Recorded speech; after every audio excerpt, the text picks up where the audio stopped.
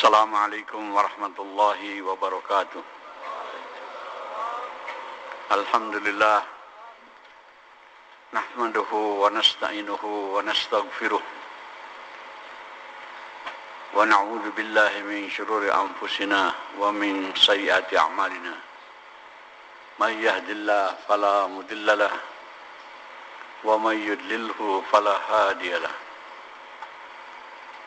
أشهد أن لا إله إلا الله وحده لا شريك له وأشهد أن محمدا عبده ورسوله لا نبي بعده اللهم صل وسلم وبارك على رسوله الكريم وعلى آله وصحبه أجمعين قال الله تعالى في القرآن الكريم بعد أعوذ بالله من الشيطان الرجيم يا أيها الناس اعبدوا ربكم الذي خلقكم والذين من قبلكم لعلكم تتقون صدق الله العظيم.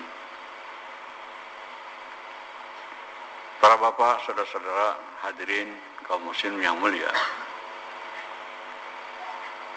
sudah sering kita dengar ungkapan kata Allah Subhanahu wa Ta'ala meletakkan kejayaan manusia, dunia dan akhirat dalam agama yang sempurna,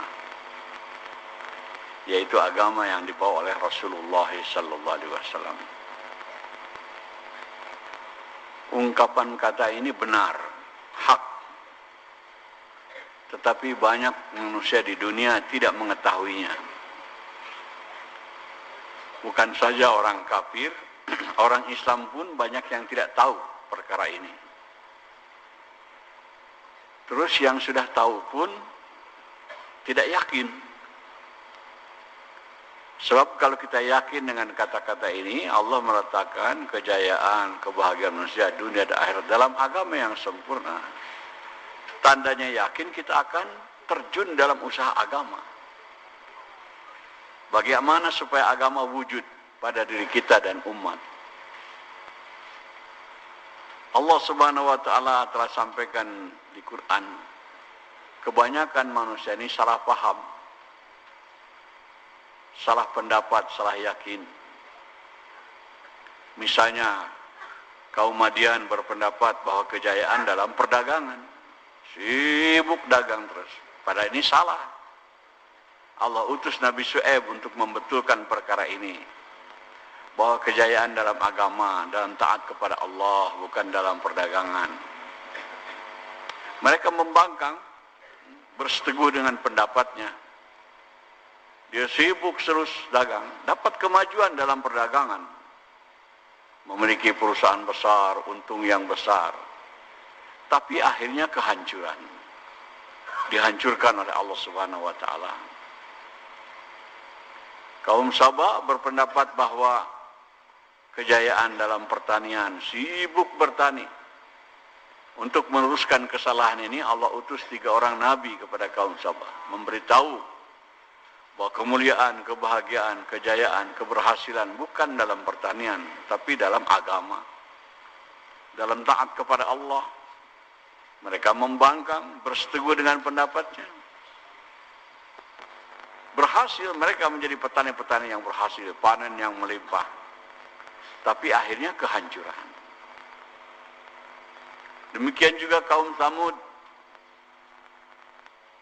Dia berpendapat bahwa kemuliaan, kejayaan ada dalam bangunan. Maka mereka bikin bangunan-bangunan yang megah. Allah utus Nabi Saleh alaihissalam beritahu bahwa kebahagiaan, kemuliaan, kejayaan manusia bukan dalam bangunan-bangunan, tapi dalam agama, dalam taat kepada Allah. Mereka membangkang, bersetuju dengan pendapatnya. Berhasil mereka memiliki bangunan-bangunan yang kokoh, tangguh. Bahkan sampai sekarang masih ada bangunan kaum Tsamud itu. Tapi akhirnya dibinasakan juga oleh Allah Subhanahu wa Ta'ala. Demikian di Quran diceritakan. Nah, untuk meluruskan pendapat-pendapat yang salah ini, Allah utus para nabi, para rasul untuk membetulkannya. Setelah Rasulullah SAW wafat, tidak akan ada lagi nabi yang diutus untuk meneruskan perkara ini. Tapi manusia kembali kepada adatnya. Seperti zaman dulu, yakin dengan perdagangan, yakin dengan pertanian, yakin dengan bangunan. Di zaman sekarang pun begitu juga.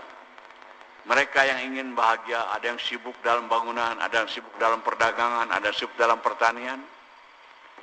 Malangnya hari ini hadirin, tidak ada lagi yang memberikan peringatan, tidak ada lagi nabi yang meluruskan kesalahan ini. Padahal ini adalah tanggung jawab kita selaku umat Rasulullah SAW melanjutkan usaha kenabian, meluruskan kesalahan-kesalahan manusia. Beritahu kepada seluruh manusia di dunia ini bahwa kemuliaan, kejayaan bukan dalam pembangunan, bukan dalam pertanian, bukan dalam perdagangan, bukan dalam industri, tapi dalam agama, dalam taat kepada Allah. Karena lemah kita tidak bangkit dalam usaha ini, di mana-mana manusia dalam kesesatan. Bukan tambah dekat, karena sibuk dalam perkara-perkara tadi, tambah jauh dari agama. Malangnya lagi, bukan hanya orang kafir yang bergerak begitu, orang Islam pun ikut-ikutan juga hadirin. Orang Islam sibuk, bahkan mereka berpikir untuk memajukan Islam, kita harus maju dalam pertanian, harus maju dalam perdagangan, begitu. Didiskusikan, dimujakarakan bagaimana supaya Islam ini maju dalam perdagangannya, dalam pembangunan, dalam industri. Agama tidak diurus hadirin. Walaupun sekarang umat Islam dalam agama sangat lemah, sebagian besar umat Islam tidak sholat, tidak dibicarakan. Di mana-mana dalam pertemuan yang dibicarakan perkara-perkara tadi, bagaimana kita maju dalam industri, dalam perdagangan. Hadirin, kita semua bertanggung jawab atas perkara ini. Beritahu kepada mereka, kita harus korban, datangi mereka, sampaikan sebagaimana Nabi menyampaikan perkara ini. Kalau kita keluar jalan Allah dengan penuh risau, memikirkan perkara ini, sehingga datang sentuhan-sentuhan ke dalam hati kita hadirin. Kebanyakan pembicaraan ini mencela perbuatan orang kafir yang tidak menjalankan agama. Nah, bahkan dibenci, bahkan diperangi, dibunuh, dibom. Tapi kalau kita keluar dari jalan Allah akan timbul rasa kesalahan mereka, kekeliruan mereka ini dari kesalahan kita hadirin.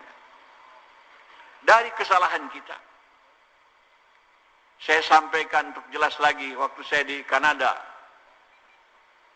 ada serombongan anak-anak TK, anak kecil, bawa-bawa bendera baris sambil nyanyi-nyanyi. Saya pikir, ini anak kalau meninggal dunia dalam keadaan belum balik, insya Allah masuk surga. Tapi kalau sampai dewasa, sampai balik, nggak ada yang memberitahu perkara agama, perkara iman, dia mati, dia pasti akan masuk neraka. Siapa yang salah atas perkara ini? Orang tua mereka tidak tahu, guru-guru mereka tidak tahu. Kita umat Islam yang tahu kalau orang mati kafir bakal ke neraka, tidak ada pikir atas perkara ini. Maka pikir saya ini saya sampaikan kepada Pak Dede. Dia bilang memang umat Islam ini kalau dia tidak dakwah, dia penjahat. Jawabannya. Artinya itu orang yang mau berbondong-bondong mau ke neraka, tidak ada pikir sama sekali, cuek saja.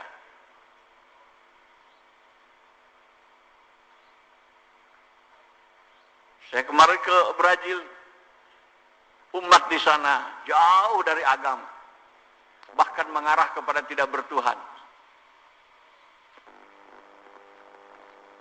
Berpakaian tidak senonoh. Tapi kalau kita sedang keluar dari Allah, datang sentuhan, ini bukan salah mereka. Mereka itu tidak tahu. Tidak tahu. Kita umat Islam yang tahu, yang harus memberitahu kepada mereka. Bukan kejayaan dalam pakaian ablak-ablakan. Tapi jalan taat kepada mereka tidak tahu. Saya waktu pertama kali datang di Sao Paulo, saya memang pakai kursi roda. Yang dong petugas dari mereka ini perempuan, anak gadis. Melihat postur kita begini, dia bertanya, "Tuan-tuan dari mana?" Saya bilang dari Indonesia. Dia sendiri bertanya, "Agama tuan-tuan apa?" Saya bilang Islam. "Kamu agama apa?" Dia bilang, "Kami tidak ada agama." "Apakah semua orang Brazil?" Saya bilang, "Nggak ada agama." Dia bilang, "Tidak, agama orang Brazil Katolik. Tapi kami generasi muda udah nggak nerima lagi." Saya sedikit dakwah sama dia bahwa untuk kebahagiaan di dunia mungkin dengan materi, dengan uang, tapi nanti di akhirat nggak bisa lagi, harus dengan agama.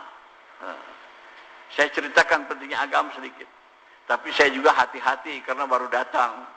Bisa jadi misalnya dia intel begitu,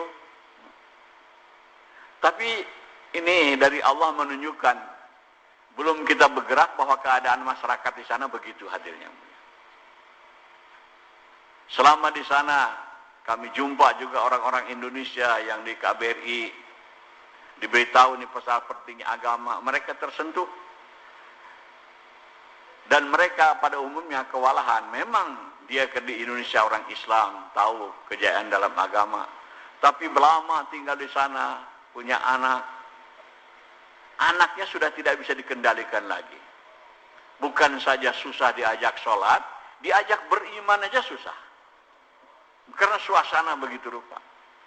Ini mereka menyadari bahwa itu salah mereka. Orang-orang tua tidak ada pikir kepada agama.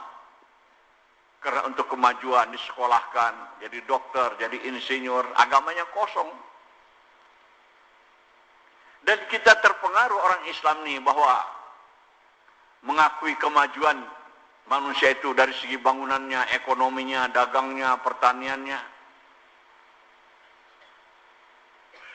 Berbeda dengan sahabat-sahabat radhiyallahu anhum.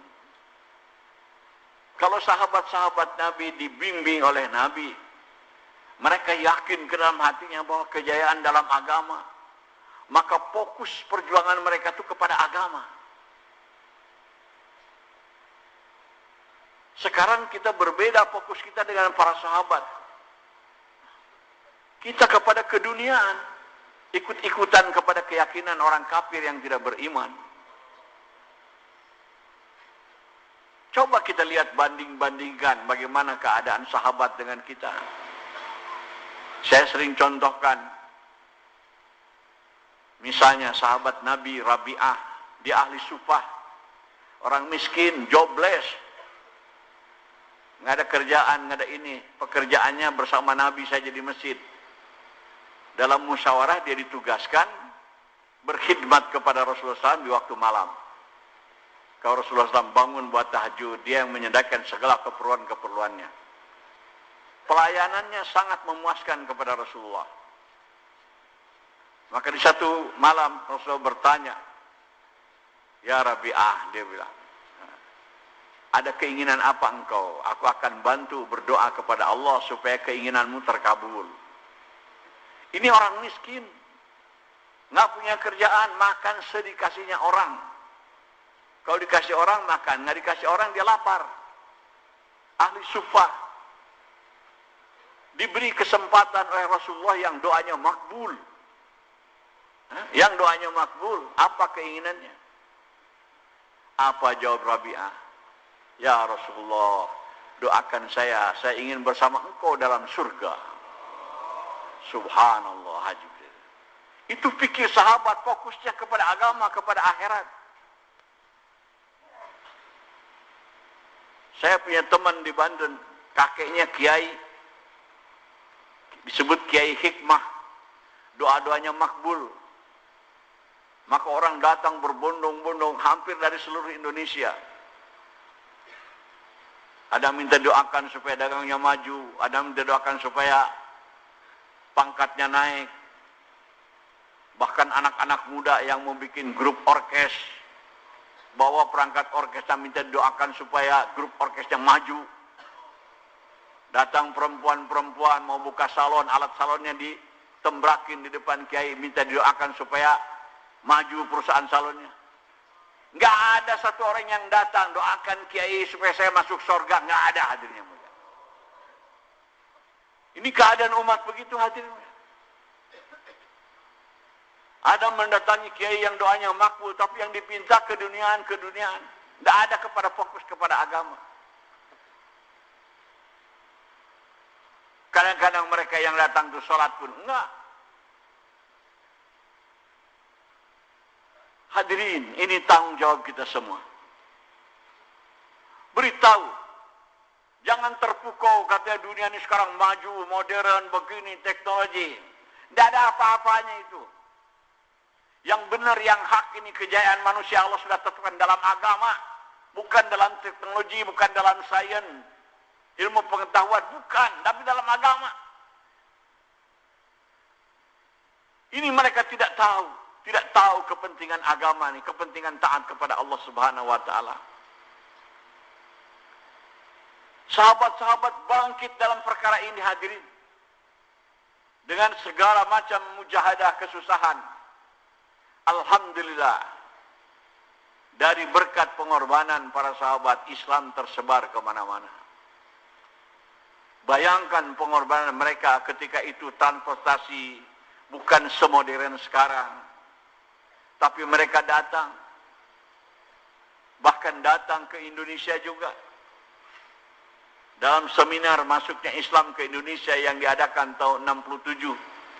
Yang dipimpin oleh Buya Hamka. Bahwa Islam datang ke Indonesia ini bukan dibawa oleh pedagang Gujarat, oleh sahabat hadirin. Ada 4 orang sahabat yang datang ke Indonesia. Cuman tidak diketahui siapa namanya, di mana kuburnya, konon di Aceh. Demikian juga ke tempat-tempat lain.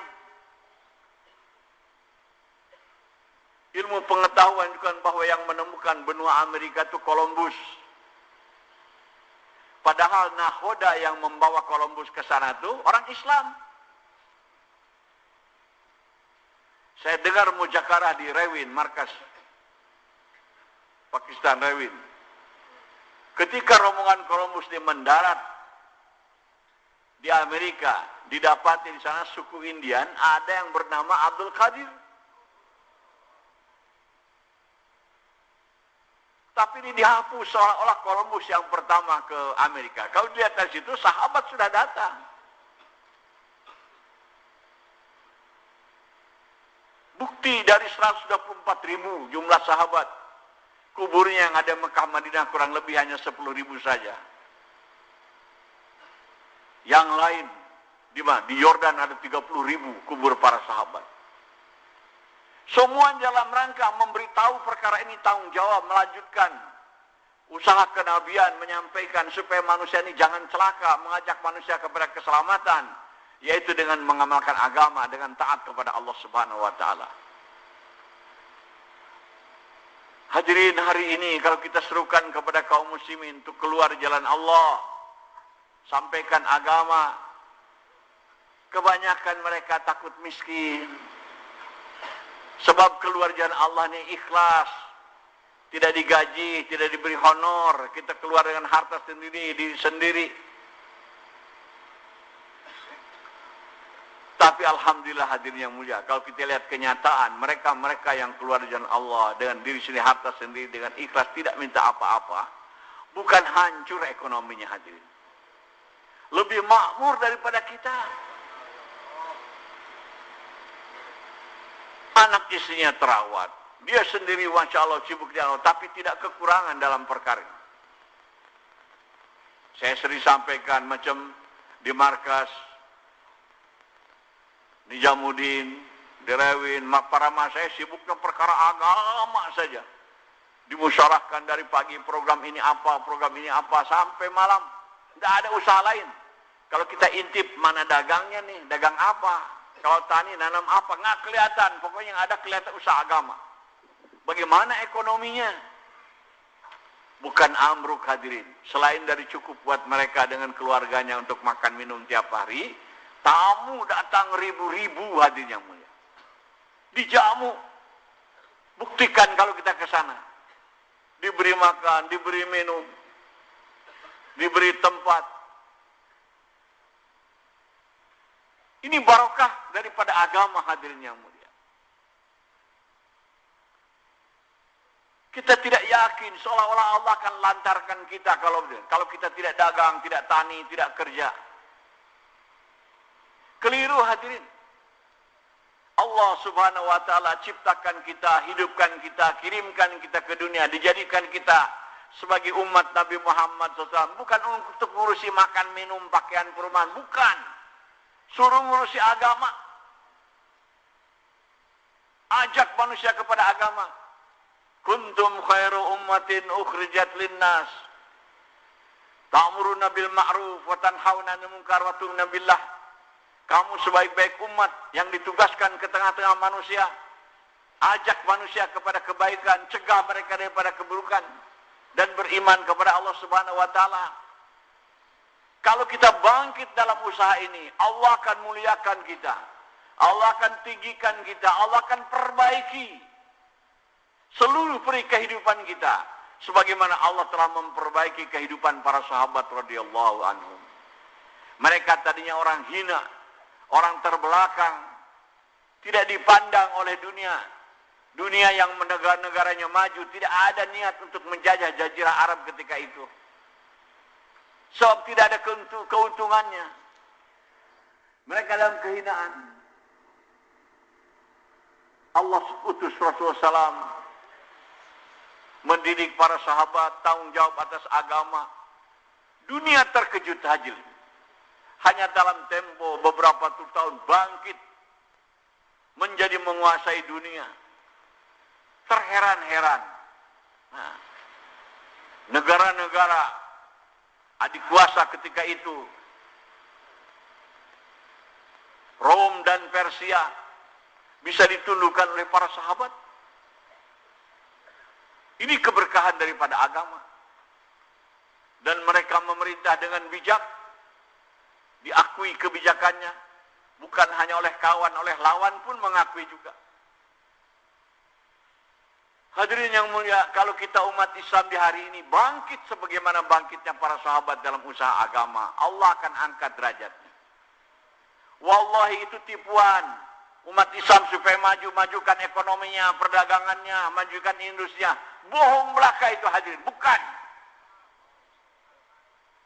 Kemajuan umat Islam, ketinggian dalam agama. Hanya satu-satunya jalan bagi ini. Saya suka beritahu terutama orang Indonesia, jangan ingin mulia di dunia main badminton, main bola. Tidak ada kemuliaan di situ. Kita bangkit dalam usaha agama. Baru orang-orang Indonesia baru akan mulia, akan tinggi hadirin yang mulia. Kita beritahu dan kita contohkan kepada mereka. Alhamdulillah, saudara-saudara kita yang bangkit dalam usaha ini, dunianya tidak kelihatan, tapi dia menikmati dunia hadirin yang mulia. Orang yang jadi direktur, jadi perusahaan ini nggak bisa kemana-mana terikat dengan perusahaannya. Ini orang dakwah ini bebas. Ada Masyaikh Bayan mengatakan, banyak orang Islam merasa punya pekerjaan, memiliki pekerjaan. Padahal sebetulnya bukan memiliki, dimiliki. Mau keluar jalan Allah harus ada cuti, harus ada ini, harus ada. Bukan memiliki, itu dimiliki. Banyak orang Islam merasa memiliki istri, tapi kenyataannya dimiliki oleh istrinya. Mau keluar nggak boleh, ini nggak boleh, harus ikut kepada istrinya. Itu bukan memiliki, dimiliki hadirin. Ada orang merasa memiliki perusahaan, tapi kalau ditaskil, bagaimana perusahaan saya terikat dengan perusahaannya, nanti nggak ada yang ngurus, nggak ada yang memanage. Itu bukan memiliki, dimiliki. Mas saya mengatakan hadirin, orang beriman itu tidak memiliki apa-apa kecuali Allah. Dan tidak dimiliki oleh siapa-siapa kecuali oleh Allah. Inilah orang yang mulia, orang yang merdeka betul hadirin yang mulia. Tidak memiliki apa-apa kecuali Allah. Dan tidak dimiliki oleh siapa-siapa kecuali oleh Allah. Kalau kita sudah dekat dengan Allah Subhanahu wa taala hadirin, Allah akan wujudkan segala daripada keperluan-keperluan kita. Allah berfirman dalam hadis qudsi, "Ija wajadtani wajadta kulli syai." Kalau engkau dapatkan aku, engkau akan dapatkan segala-galanya. Wa in faqadtani faqadta kulli syai. Tapi kalau engkau kehilangan aku, engkau kehilangan segala-galanya. Hadirin, kita usaha kita umat Islam pada umumnya bukan mendekat kepada Allah, tapi kepada keduniaan, sibuk tani, sibuk dagang, sibuk kerja. Allah dijauhi. Walaupun berhasil pertaniannya, tapi apa yang diinginkan tidak ada. Kosong kehidupannya hadirin. Saya kemarin di Brazil jumpa satu keluarga Indonesia. Sudah lama, puluhan tahun di sana. Orang sederhana, kayak TKI, TKW, tingkatnya itu bukan orang berpendidikan. Datang sana kerja, suaminya kerja sebagai kuli bangunan. Tapi di sana, itu yang bisa masang tembok, kayu, gajinya itu sehari 600.000 uang kita. Itu 120 real. Si istrinya kerja di masjid, nyapu-nyapu di masjid. Gajinya sehari 300.000. Dia punya anak, saudara. Artinya mobil ada, rumah ada. Tapi mengeluh kepada kita. Saya ini dalam kehidupan artinya berkecukupan, tapi nggak tahu gimana dia bilang. Seperti sayur tanpa garam, begitu. Karena lucu, dia si istrinya ditugaskan jaga masjid. Sebelum datang jamaah nggak sholat juga. Alhamdulillah datang jamaah dia keluar 3 hari ikut. Mulai ada pikir agama. Tapi sekarang memikirkan anaknya. Anaknya terbawa suasana di sana. Jadi mengarah kepada tidak bertuhan, tidak beragama. Susah. Diajak sholat, diajak ke masjid. Padahal di samping masjid. Demikian hadirin, kelihatannya nampaknya di dunia-dunia yang katakan maju tuh gaji besar, tapi jiwanya kosong hadirin. Kita harus menjadi penyelamat atas perkara ini hadirin. Beritahu ini ungkapan kata ini sederhana tadi. Allah meletakkan kejayaan manusia, dunia dan akhirat dalam agama yang sempurna. Jadi kalau kita tafsirkan itu bukan dalam dagang, bukan dalam kerja, bukan dalam bangunan, bukan dalam agama. Kalau kita yakin atas perkara ini, akan bertempus lumus kata orang Malaysia dalam usaha agama. Bagaimana sibuk mendatangkan agama, memikirkan agama, ingin menyempurnakan agama. Para masyayikh membuat kebijakan, diajak kita keluar dalam seumur hidup 4 bulan. Sekurang-kurangnya setiap tahun 40 hari, sekurang-kurangnya setiap bulan 3 hari, sekurang-kurangnya. Untuk ini pun susah mengajak orang Islam hadirnya. Istiqomah 40 hari susah. Ada ikut tabligh, Masya Allah, Alhamdulillah, pandai bayan, pandai mujakarah, beri targib ini, targib itu. Tapi dia keluar 40 hari saja tidak hadirnya yang mulia. Tujuan daripada usaha dakwah yang utama ini untuk islah diri hadirin. Perbaikan diri kita sejauh mana nih usaha agama masuk ke dalam diri kita. Sejauh mana agama masuk ke dalam diri kita. Walaupun kita berhasil tazkir orang, bisa keluar dan lain sebagainya. Tapi kalau kita sendiri tidak keluar, gagal itu.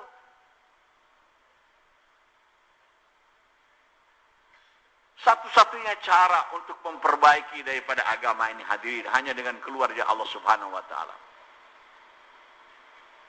Dulu ada jamaah Arab kumpulkan ulama-ulama di Cianjur. Dia orang Arab, dia bayan. Di antara bayannya mengatakan la yafhamu din illa bil huruj. Tidak akan paham agama kecuali dengan huruj, dia bilang. Walaupun kitabnya berkamar-kamar, kalau tidak huruj nggak paham agama, dia bilang.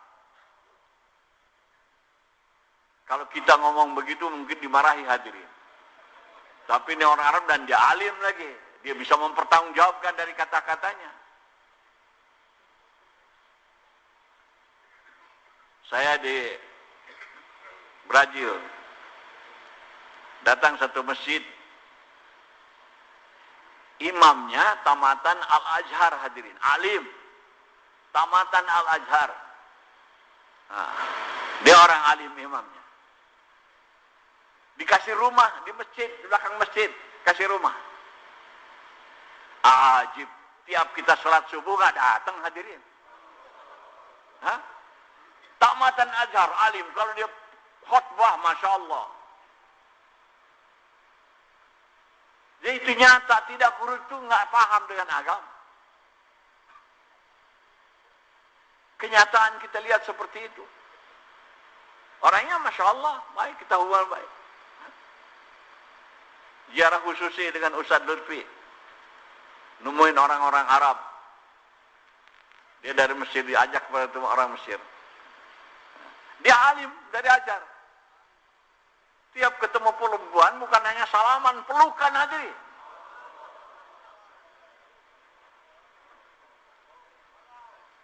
Kata Ustaz Lufi, ini imam gaul ini, dia bilang. Ini pelajaran bagi kita, kalau tidak kurus hadirnya mulia. Tidak paham dengan agama. Jadi kata para ustaz, itu ayat Quran. Allah berfirman, "Wa man ahsanu qawlan mimman da'a ilallah." Siapakah lagi yang perkataannya lebih baik daripada orang yang mengajak taat kepada Allah? Ditafsirkan oleh Maulana Sa'ad, qawlan di sini bukan hanya perkataan, tapi maksudnya dinan. Siapa yang lagi agama yang lebih baik? Jadi kalau kita keluar jalan Allah, agama kita akan diperbaiki oleh Allah Subhanahu wa taala. Keluar lagi, diperbaiki lagi. Kalau agama sudah baik hadirin, ada hajat apa-apa, peribahasa tinggal angkat tangan saja kepada Allah. Ya Allah, ya Allah. Allah selesaikan. Allah mudahkan, paling mudah hidup dalam agama. Nggak repot-repot, nggak capek-capek. Konsentrasi kepada taat kepada Allah Subhanahu wa taala. Allah perbaiki. Allah selesaikan masalah-masalah kita. Kita pikir kita akan masalah selesai kalau kita jadi sarjana, kalau kita punya pertanian, punya perdagangan, punya tidak. Nggak selesai-selesai masalah. Tapi kalau kita punya agama yang sempurna, ada pada kita sifat takwa, Allah akan menyelesaikan semua masalah. Agama mempunyai kekuatan menyelesaikan masalah dunia dan akhirat. Kalau kita paham atas ini, nggak akan usaha lain, usaha bagaimana mendatangkan agama.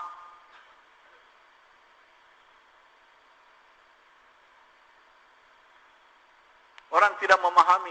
Satu ustadz mengatakan bahwa pintu rizki untuk mudahnya datang rizki kepada kita ini bukan dengan punya perusahaan, bukan dengan punya titel, punya jabatan, tidak. Tapi kalau kita punya sifat takwa, Allah akan datangkan rizki kepada kita dengan mudah. Kalau kita punya sifat takwa, kalau ada kesulitan, Allah akan tarik kita daripada kesulitan. Ada urusan-urusan, Allah akan mudahkan urusannya. Masalah rizki menjadi masalah dunia. Kalau kita punya sifat takwa, wa yarzuqhu min haitsu la yahtasib. Diberikan rizki dari arah yang tidak diduga-duga. Kalau dagang dapat untung sudah diduga, kalau tani dapat panen sudah diduga, kalau kerja dapat gaji sudah diduga. Orang takwa Allah akan datangkan rizkinya bukan dari situ. Jadi gamblangnya kata ulama, kalau kita punya sifat takwa, Allah akan datangkan rizki tanpa kerja, hadirin.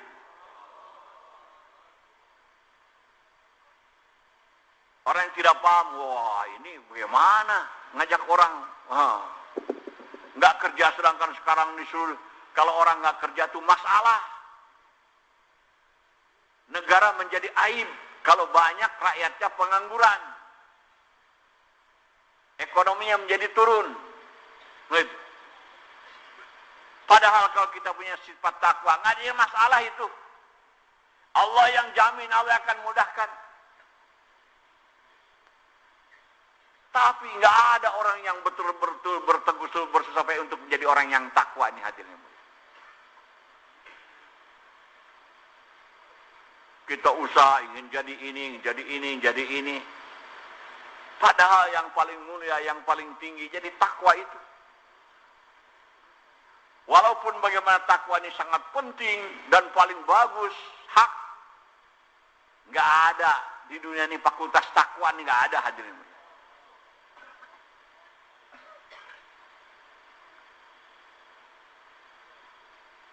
Kita jangankan menjadi orang takwa, kadang-kadang memahami takwa saja apa. Paling khotib-khotib mengatakan orang takwa itu yang menjalankan semua perintah Allah dan menjauhi segala larangan Allah, begitu.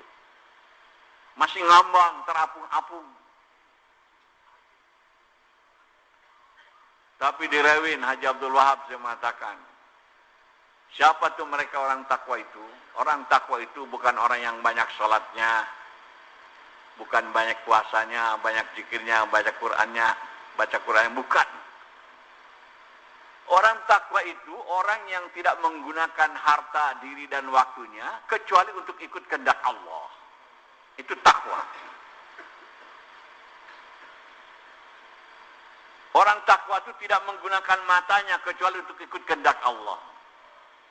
Orang takwa tidak menggunakan telinganya kecuali ikut kepada kehendak Allah.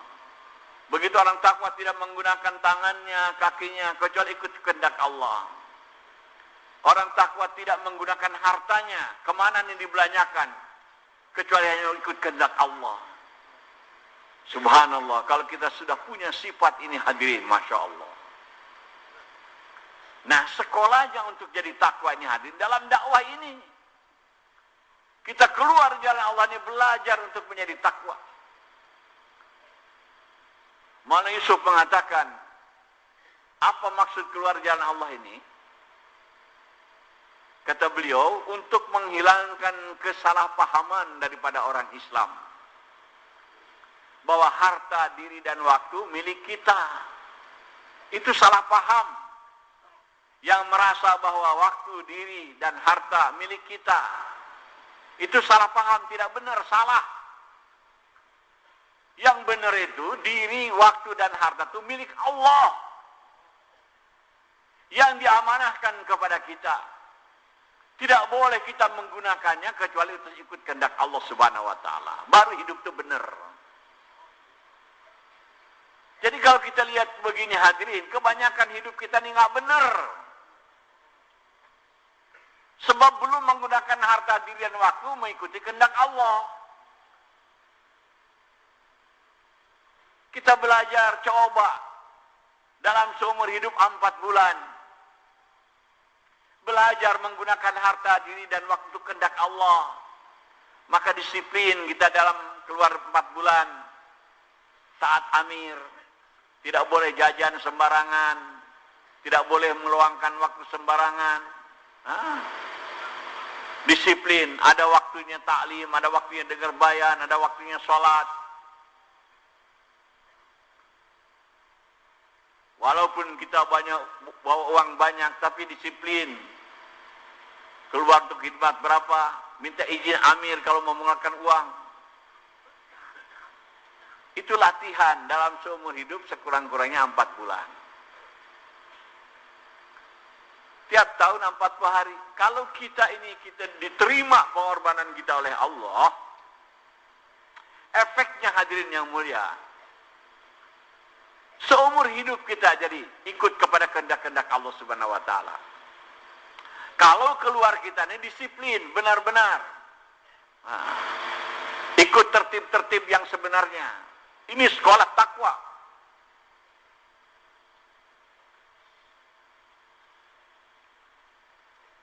Jadi dengan keluar jalan Allah nih, kata ulama, pertama akan diperbaiki agama kita. Yang kedua,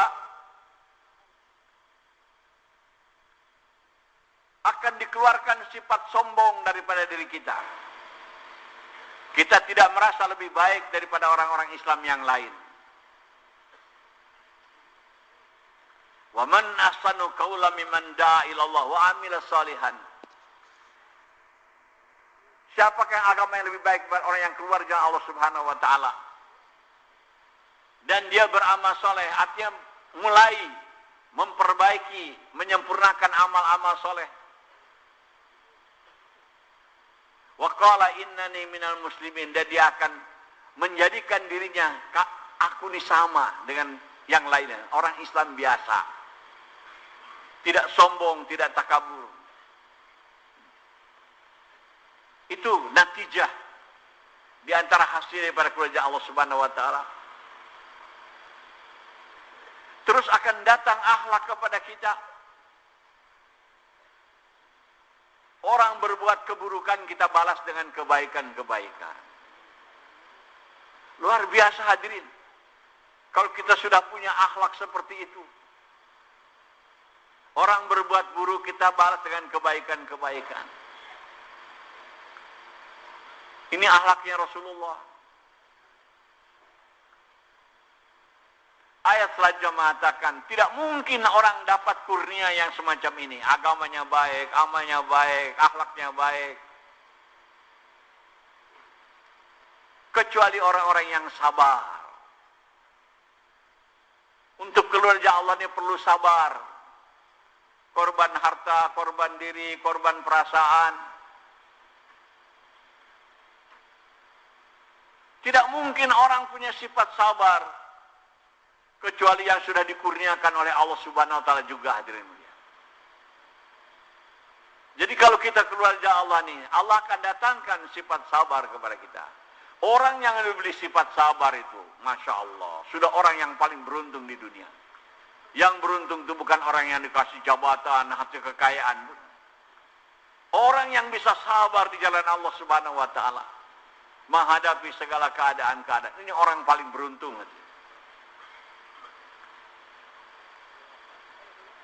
Hadirin, kita bangkit dalam usaha agama ini. Di sini macam-macam kebaikan akan datang kepada kita. Walaupun tadinya kita orang bodoh, orang dungu, tidak bisa apa-apa, Allah yang akan ajarkan kepada kita. Seperti para sahabat hadirin, orang bodoh-bodoh, nggak pernah sekolah, banyak di antara mereka buta huruf. Hitung-menghitung tidak tahu. Tapi berkah keluar jalan Allah Subhanahu wa taala. Allah jadikan gubernur. Jadi gubernur yang benar lagi. Yang sekolah tinggi-tinggi diangkat jadi gubernur. Banyak gak benar. Sahabat dijadikan gubernur. Benar. Ketika itu jadi gubernur bukan kayak kita provinsi, negara hadir. Ada yang jadi gubernur di Yaman, ada yang menjadi gubernur di Mesir, ada yang menjadi gubernur di Syam.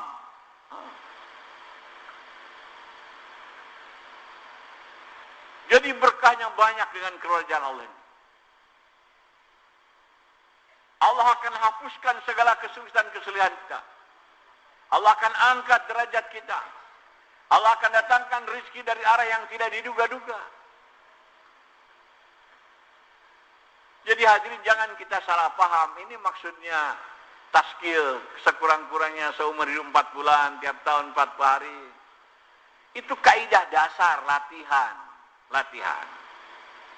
Tujuan utama daripada usaha dakwahnya hadirin, seluruh hidup kita untuk perkara agama. Untuk tanggung jawab agama. Bukan 40 hari tiap tahun, setelah 40 hari sibuk lagi kerja dagang, bukan. Maka Masyayikh menekankan lagi hadirin, setelah kita keluar 4 bulan, 40 hari, pulang di tempatan, usaha agama lagi, yaitu makomi. Bukan sibuk dari makomi, sibuk makomi.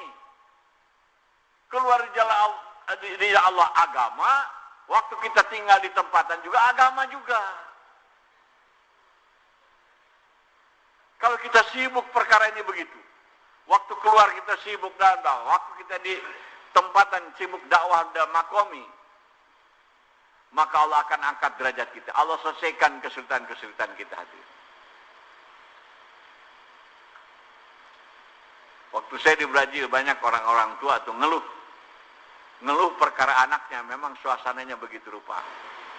Saya jumpa beberapa imam di masjid, dia sendirian, tidak bawa keluarga, padahal dia ada yang punya anak istri di Libanon, ada yang di Mesir. Saya tanya kepada beliau, kenapa kamu nggak bawa istri sini? Ini tempat besar, bagus, lengkap. Oh, dia bilang tidak. Kalau dibawa kemari, dia bilang istri dan anak, tidak akan bisa dikuasai lagi. Karena suasananya begitu. Anak umur sekian belas tahun, hak asasi, human right. Kalau bapaknya marahin apa mukul, dia laporan kepada polisi, ditangkap bapaknya. Di negara-negara yang sebut maju, nih Eropa, macam Amerika, ketika Brazil, kalau istrinya selingkuh dengan orang lain, diadukan ke pengadilan, itu dianggap kuno. Nggak disalahkan. Jadi yang disalahkan yang ngadu. Itu kehidupan di sana hadirin. Jadi banyak orang mengeluh perkara daripada keluar keras suasana begitu. Tapi kalau kita pikir lagi, ini kesalahan kita semuanya. Mereka tidak tahu. Hadirin, saya sangat mengharapkan, terutama dari kita Indonesia. Saya banyak dia berikan bayan, andai kata orang Indonesia, Islam Indonesia ini semuanya bangkit dalam usaha dakwah ini, beres dunia, kata beliau.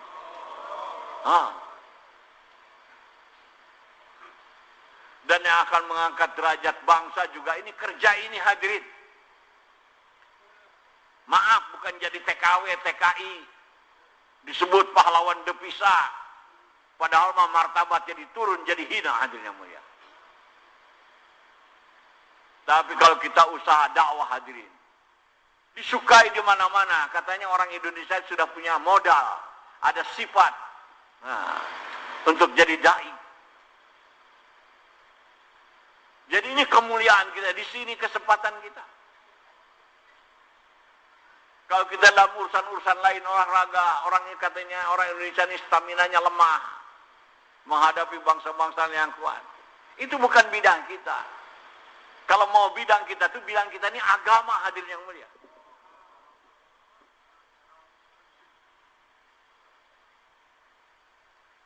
Orang-orang Brazil dia tidak tahu.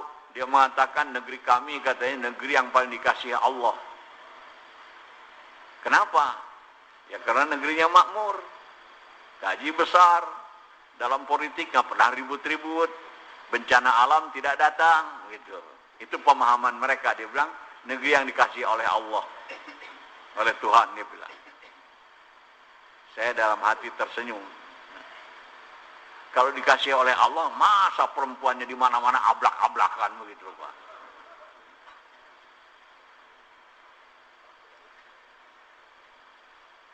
Seperti yang dikasih Allah, kalau kita melihat orang Indonesia mayoritas Islam, jumlah Islam terbesar di sini. Dulu pada tahun 74 ada rombongan dari Bangladesh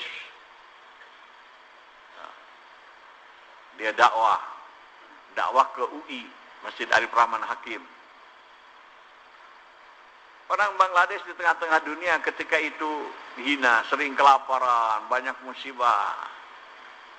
Jadi ada salah seorang mahasiswa bertanya kepada jamaah itu, dia bilang, Maulana, dia bilang, kenapa di Bangladesh itu sering terjadi kelaparan, ada banjir, ada wabah ini, wabah itu. Nah, sedangkan di negeri-negeri kafir aman saja.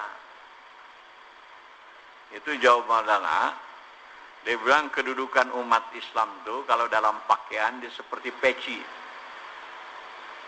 Kalau orang kafir itu seperti sepatu. Kalau peci itu ada debu dikit dibersihin, disikat. Hah? Kalau sepatu itu memang mainannya dengan debu, dengan tanah, becek. Nah, dibiarin aja begitu rupa. Memang sudah di situ tempatnya. Maka umat Islam ini kalau ada kotoran dikit, dibersihin, disikat, datang musibah ini, musibah itu, memberikan peringatan. Kalau orang kafir itu kayak sepatu, minyak kotoran, minyak becek, bilang apa-apa. Diam tuh mahasiswa hadirnya. Nah, dianggapnya itu hina. Jadi kalau di kita juga di Indonesia nih ada musibah, tanda Allah kasih sayang kepada kita. Asal kita ingat. Nah, jangan ikut-ikutan kayak orang kafir kalau terjadi bencana alam. Ini karena ilmu pengetahuan, ini begini. Nah, bukan sebetulnya karena dosa.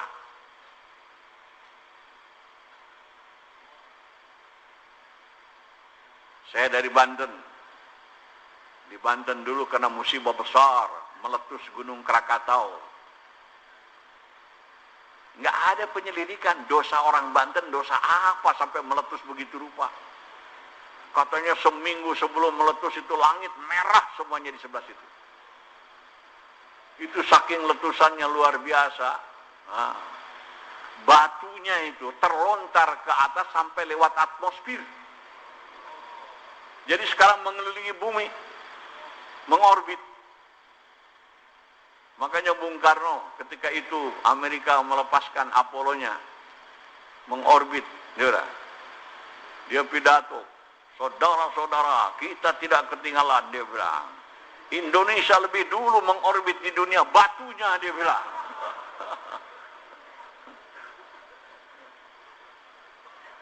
Dahsyat hadirin ledakan itu. Sampai hujan debunya sampai ke Italia. Kalau secara ilmu pengetahuan ya begitu. Tersumbat, lahar meledak. Tapi kalau kita nih, dosa apa sebetulnya? Perlu kita. Tidak ada keterangan, saya belum dapatkan itu. Jadi musibah-musibah yang datang kepada kita itu akibat daripada dosa-dosa kita. Akibat daripada kesalahan kita. Maksudnya didatangkan oleh Allah, itu peringatan. Supaya kita kembali kepada Allah, supaya kita kembali kepada Allah. Maka hadirin alhamdulillah, kita diantara daripada orang Indonesia, Allah berikan hidayah, Allah kenalkan kita kepada usaha dakwah ini. Kita syukuri betul. Kita ambil, kita sungguh-sungguh, jadikan ini maksud hidup kita. Kita siap. Seperti doa Nabi. Mau dijadikan kaya, siap. Jadikan miskin, siap. Asal Allah ridho. Yang kita cari ridho Allah subhanahu wa ta'ala. Buat apa jadi kaya kalau dimurkai oleh Allah? Buat apa jadi miskin kalau dimurkai oleh Allah? Kita cari ridho Allah ta'ala. Ini adalah usaha untuk mendapatkan ridho Allah subhanahu wa ta'ala. Allah berfirman dalam Al-Quran, As-sabiqunal awalun minal muhajirin wal ansar wal ladzina taba'uhum bi ihsan radhiyallahu anhum wa radu anhum. Sahabat-sahabat dapat gelar radhiyallahu anhu. Kita juga akan dapat gelar yang sama kalau kita ikut kepada amal sahabat artinya. Apakah itu dapat diridhoi harus? Posisi sahabat hanya dua. Apa kalau dia jadi muhajirin atau jadi ansar? Maka kita juga demikian dalam usaha dakwah ini. Apa kita jadi muhajir atau jadi ansar? Bukan jadi penonton. Jadi muhajirin enggak, jadi ansor enggak, melihatnya kesalahan orang saja. Ini sifat buruk hadirin yang mulia.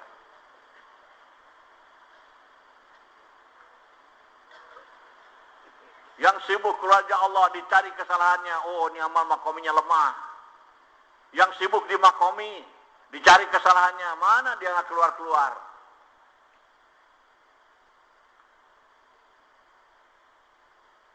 Usaha ini maksudnya untuk perbaikan diri kita, bukan menilai orang.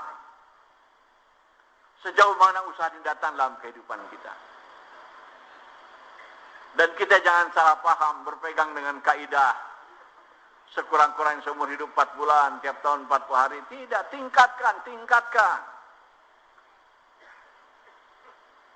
Ada orang alasan kau suruh tingkatkan pelan-pelan.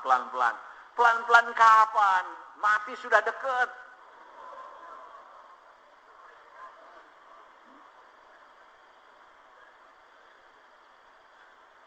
Akhirnya yang pelan-pelan. Jangankan bisa ningkat jadi 4 bulan tiap tahun, 40 hari aja nggak keluar juga. Tertipu kita hadirin. Dan kalau kita sudah tidak bisa diperbaiki dengan usaha dakwah ini, nggak ada usaha lain yang bisa memperbaiki kita. Harus menangis kita kepada Allah Subhanahu wa Ta'ala. Kalau kita terjun daripada usaha dakwah, tapi kita belum bisa masih begitu-begitu saja. Menangis, mohon kepada Allah supaya diislahkan diri kita ini. Jadi pertemuan-pertemuan yang kita adakan, musyawarah hadirin, kita untuk mensyukuri atas kerja ini, tingkatkan pengorbanan.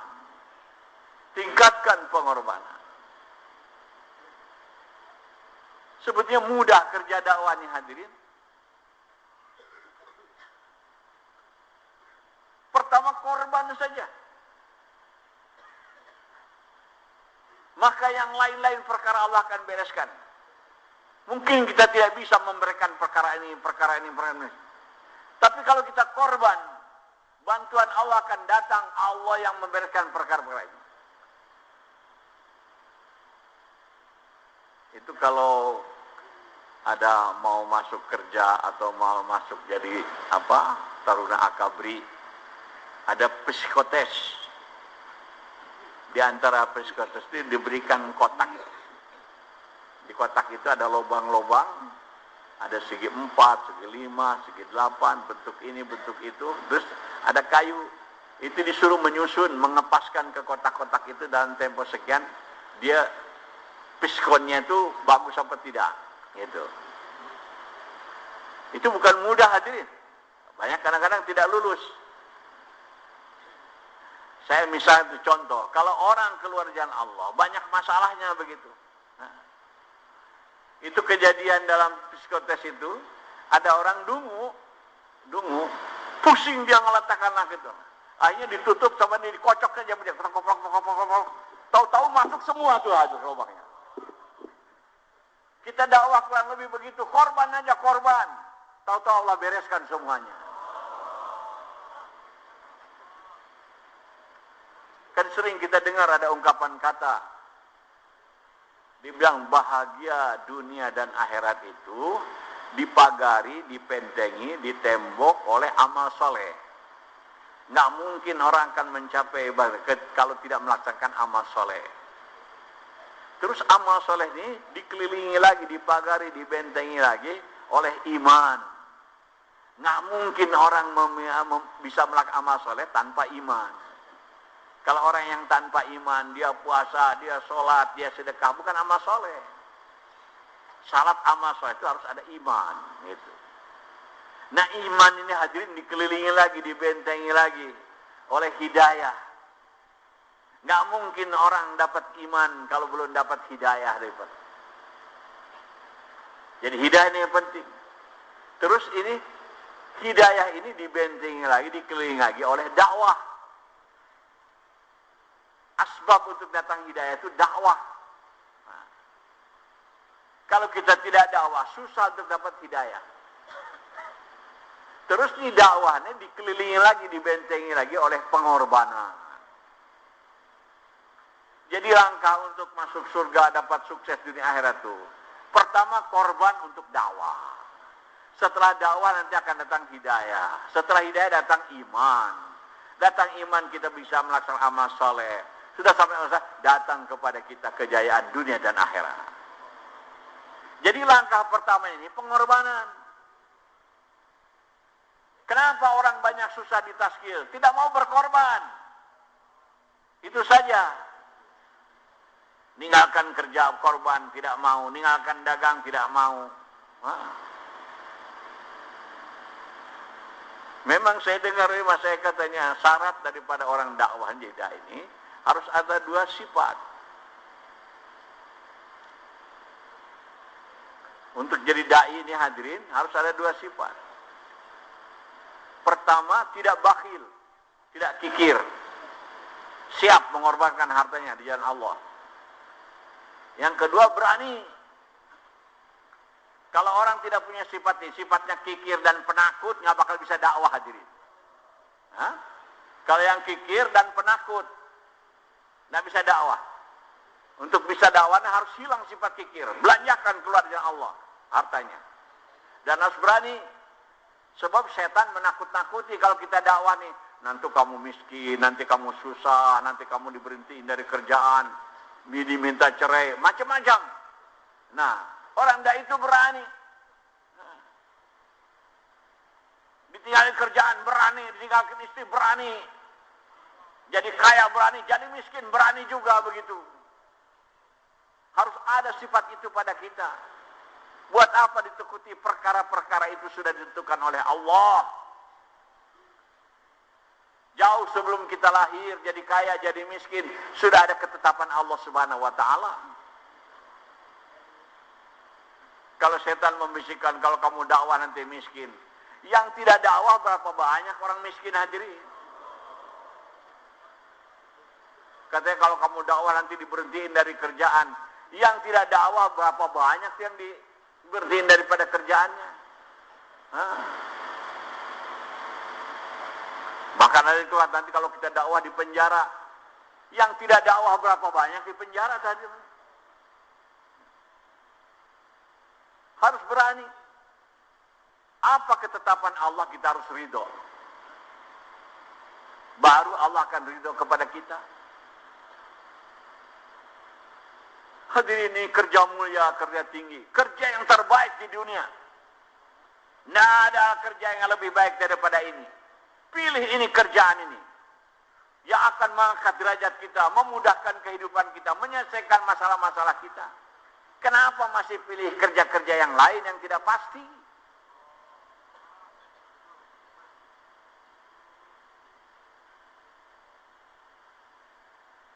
Jadi ada mubayyin mengatakan hadirin yang mulia,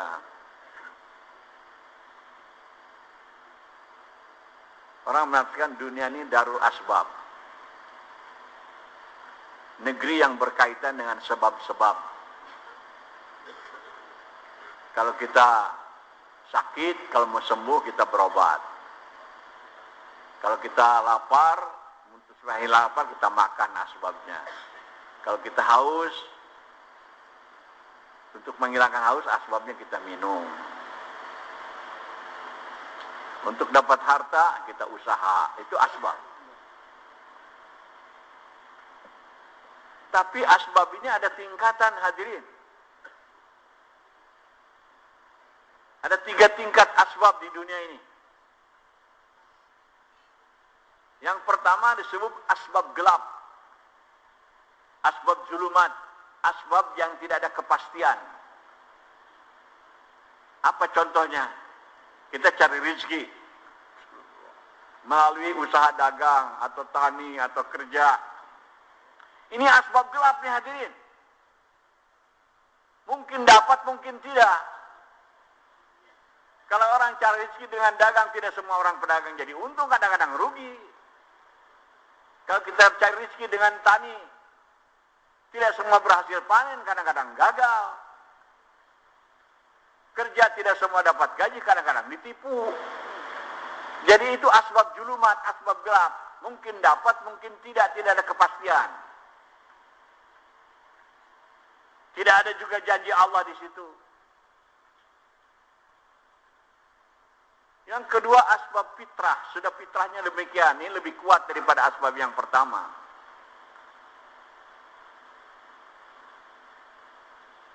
Misalnya, kalau benda-benda masuk ke dalam api, itu akan terbakar. Ini fitrah. Api diberikan sifat fitrah membakar. Nah. Tapi ini Allah masih bisa robah. Menurut kehendaknya.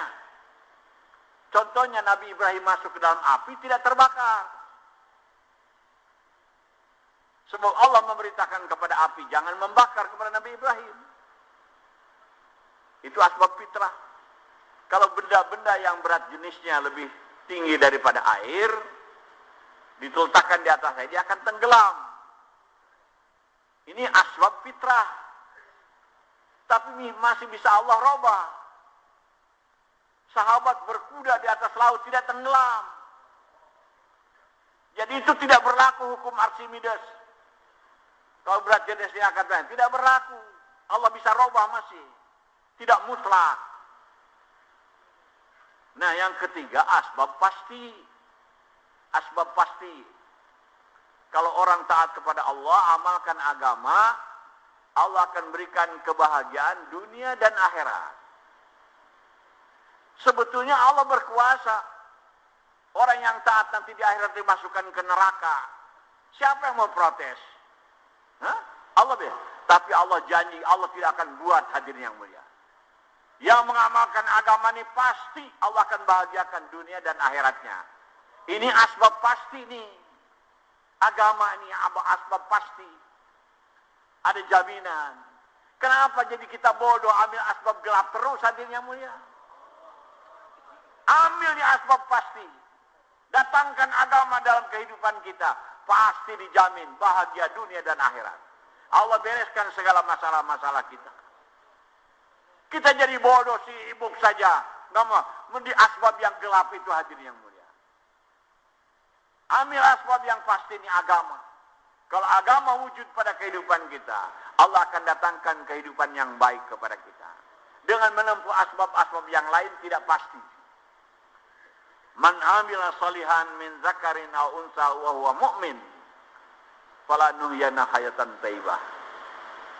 Barang siapa yang beramal saleh baik laki-laki maupun perempuan, bukan dengan gaji besar, bukan dengan maju, bukan dengan industri, bukan, tapi dengan agama baru wujud kehidupan yang baik pada kita. Siap semua hadir insyaallah. Jadi terus kita lawan ini hawa nafsu, lawan lingkungan. Nah, kita korban buat agama sampai Allah SWT pilih kita, hadirin. Untuk jadi dai, untuk jadi asbab hidayah. Maka tingkatkan terus pengorbanan, jangan merasa cukup, saya sudah keluar 4 bulan. Saya tahun ini sudah keluar 40 hari. Nah, bukan, tingkatkan. Memang saya ulangi hadirin, tidak ada dari masa itu mengatakan kamu jangan kerja, jangan dagang, dakwah aja terus. Tidak ada. Nggak ada arahan seperti itu. Tapi kalau kita paham, hadirin yang mulia, itu arahan masa ini. Pertama seumur hidup keluar 4 bulan, tiap tahun 40 hari, tiap bulan 3 hari. Sekarang tingkatkan, tiap tahun 4 bulan. Nah, udah 4 bulan, tingkatkan lagi. Sekarang ada taskil di Pakistan 7 bulan tiap tahun. Nah, tingkatkan lagi. Sampai tingkat-tingkat masa ini, hadirin, Masya Allah. Dalam setahun pulang ke rumahnya 3 hari aja. Arahnya ke sana. Nah. Nanti Allah akan buktikan bahwa rizki tidak ada hubungan dengan kerja kita. Rizki yang kita dapat hari-hari ini, makan kita, minum kita dengan keluarga, sebetulnya kalau kita baca secara hidayah, secara iman, nggak ada hubungan dengan kerja, dengan dagang, nggak ada. Rizki itu hubungannya dengan ketetapan Allah. Saya ulangi, rizki hubungannya dengan ketetapan Allah, bukan dengan hubungan dengan kerja dagang tanya, bukan. Awalam ya'lamu annallaha yabsutu rizqa liman yasha'u wa yaqdir. Apakah kamu tidak tahu bahwa Allah tuh melapangkan rizki, menyempitkan rizki bagi siapa yang dikehendakinya. Allah yang tetapkan. Jadi kaya, jadi miskin, itu ketetapan Allah, hadirin. Kalau kita ada usaha ingin memberantas orang kaya, ingin memberantas orang miskin, bodoh hadirin tuh. Mau melawan Allah kita. Nah, baca Quran. Allah yabsutu rizqa liman yasha'u wa yaqdir. Allah melapangkan, menyempitkan, mengkayakan dan memiskinkan orang siapa yang dikehendakinya. Di kadang-kadang kita lihat, kita ikut-ikutan orang kafir itu bodoh, tidak tahu. Nah, jangan kita ikut-ikutan kebodohan. Baca Quran, ikuti Rasulullah dengan para sahabat. Jangan kita mengambil usaha yang sia-sia. Nggak bisa. Nah, diberantas itu kefakiran, kemiskinan, nggak bisa. Itu sudah ketetapan Allah Subhanahu wa taala. Ada kaya, ada miskin, ada siang, ada malam. Ada perempuan, ada laki-laki. Kalau orang mau memberantas kemiskinan supaya jadi kaya semua, sama dengan manusia ini, laki-laki semua, nggak ada perempuan. Nggak mungkin, hadirin.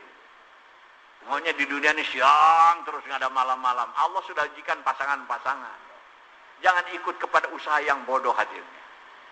Ikut usaha para nabi, ikut usaha Rasulullah, ikut usaha para sahabat. Kalau wujud agama pada kehidupan manusia, beres semuanya, hadirin. Jangan kita sekarang nih, karena kita tidak membaca secara iman, dia bilang, lestarikan dunia dengan penghijauan, go green, gitu. Nah, jadi jaga nih hutan, tanaman-tanaman, hijaukan supaya lestari dunia ini. Padahal lestari dunia yang sebenarnya itu bukan dengan go green, bukan dengan hijau-hijau royo-royo. Dengan adanya orang iman. Biar dunia ini hijau semua, kalau iman nggak ada, udah dikiamatkan oleh Allah. Itu ucapan-ucapan bodoh, pendapat bodoh dari orang yang tidak beriman, jangan ikut-ikutan. Kalau mau melestarikan dunia, berjuang untuk memperbanyak orang beriman. Baru beres dunia ini, hadirin.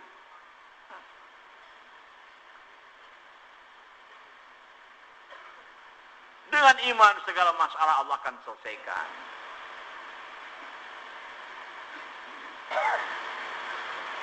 Di Indonesia memberantas korupsi dengan KPK. Kalau iman tidak masuk, bahkan satu KPK, 1000 KPK nggak bakal mampu, hadirin. Korupsi lagi, sebab masalah korupsi karena kelemahan iman. Diperbanyak KPK, iman tidak diperbaiki, nggak bakal benar, hadirin. Para nabi, Rasulullah usaha atas keimanan, ajak manusia kepada beriman, maka beres dunia ini, hadirin. Akan terjadi kemakmuran, kesuburan, keamanan, kesejahteraan dengan agama, dengan iman. Bukan dengan perkara pembangunan, industri, bukan. Mungkin dunia tidak paham, tapi kita tangguh sebagaimana tangguhnya usaha para nabi dalam usaha agama. Mungkin dicela, diejek. Para nabi juga begitu. Tidak peduli, tetap terus dalam sana. Siap hadirin semua, insya Allah. Maka dalam majma' ini semua kita korban. Jangan ada yang pulang ke rumah, semua keluarga Allah Subhanahu wa taala. Tantangan luar biasa.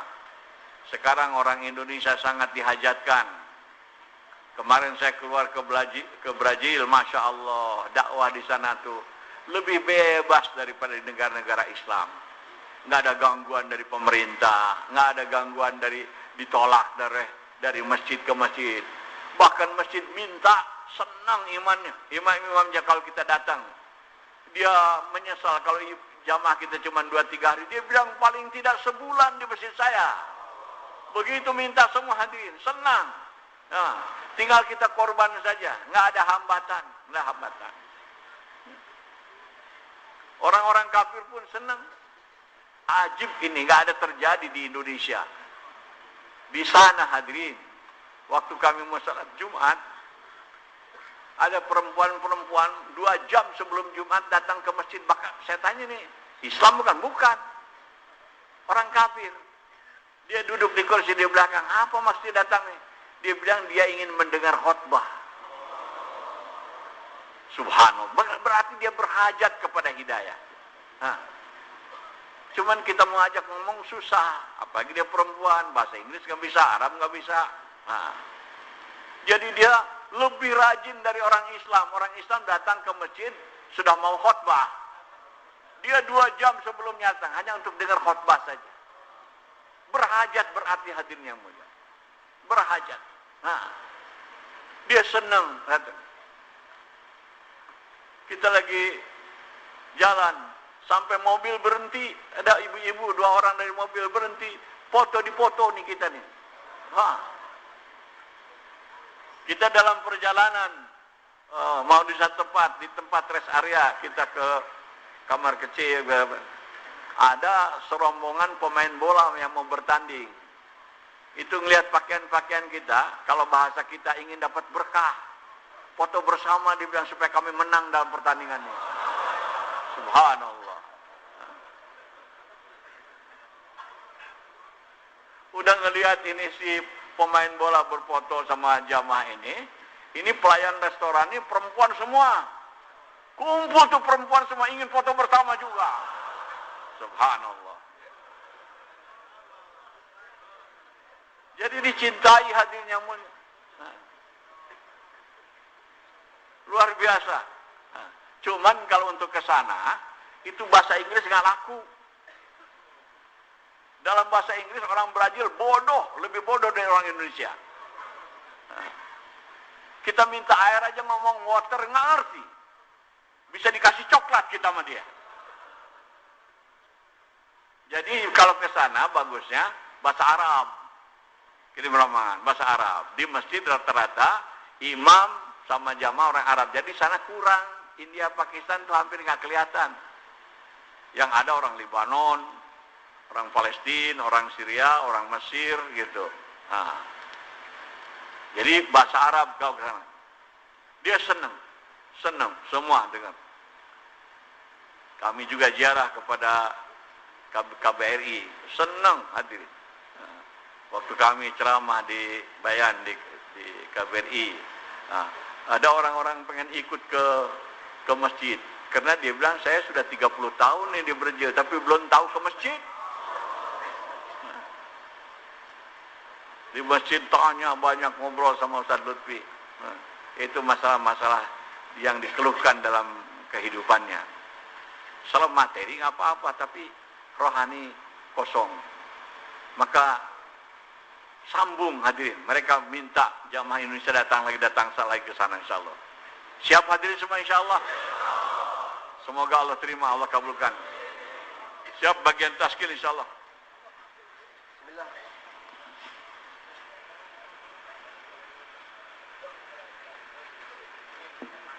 Bismillah. Masya Allah. Yang negeri jauh, mohon berdiri Pak. Bismillah. Masya Allah. Bangun. Bangun. Masya Allah. Masya Allah.